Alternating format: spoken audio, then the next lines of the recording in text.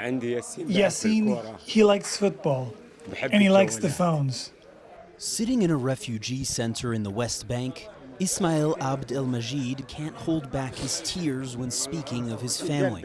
His wife and 5 children are in Gaza, which has faced relentless bombing over the last week.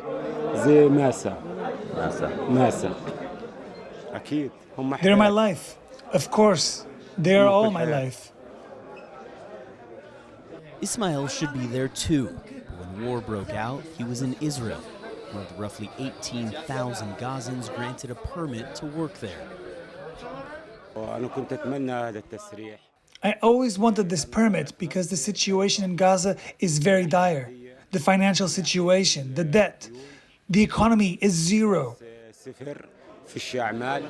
Now, Ismail just wants to go home.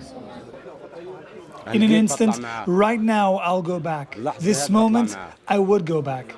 When Hamas carried out its attack in southern Israel, hundreds of those Gazan workers suddenly found themselves stranded, far away from their families, as bombs began falling on the Gaza Strip. Now, several hundred of those workers are here in the Dahesha refugee camp, waiting to return home. Well, these numbers are really hard to get a handle on, and there might be 15,000, 20,000 work permits that are issued on a daily basis. We don't know how many were working on that Saturday. It was Shabbat, so maybe the number was half. Maybe it's more than that, more than 10,000.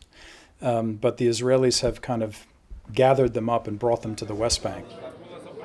At least 180 are living, sleeping, and waiting here in the Dahesha Refugee Camp's event center, agonizingly powerless to help their families. What do I feel? I feel like I can't sleep. I'm super worried about them. And all day I'm in contact with them. And until now I spoke to my boy. I told him to leave to go to another area. Take your mother and your siblings and go to another area. If I was there, I would be the one taking them from one place to another to protect them. So who's taking care of your family now? Nobody. All of us, physically, we are here, but our minds are in Gaza. Hello. During our interview, Marwan's family tries to call him twice.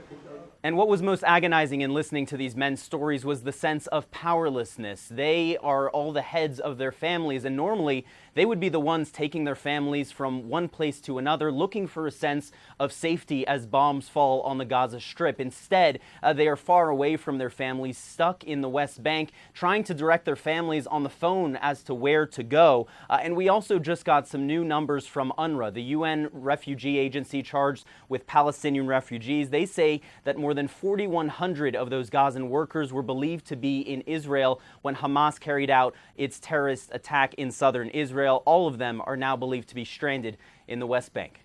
Amara?